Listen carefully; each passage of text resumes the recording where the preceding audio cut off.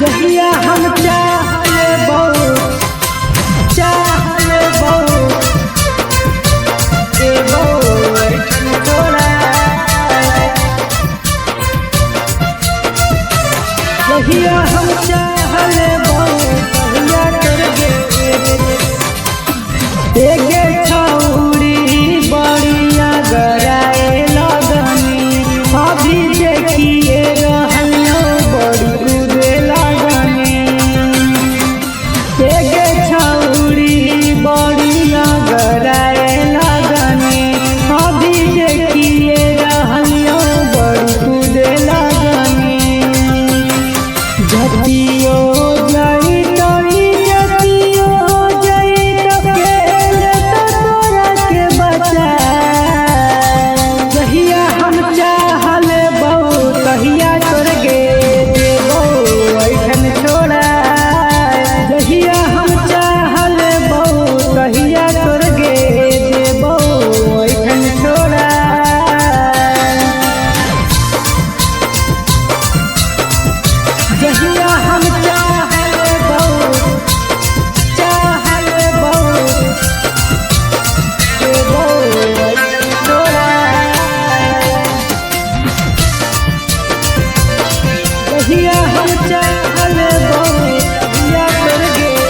पहिले ना निकला हालो एको छौरी बोली गे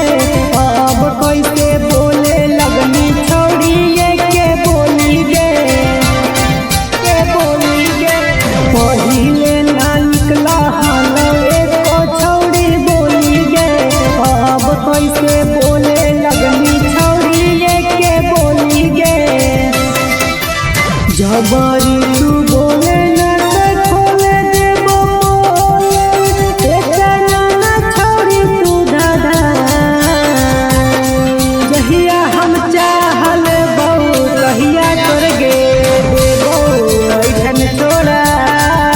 जहिया हम चाहले बहुत देबो ऐठन छोड़ा जहिया हम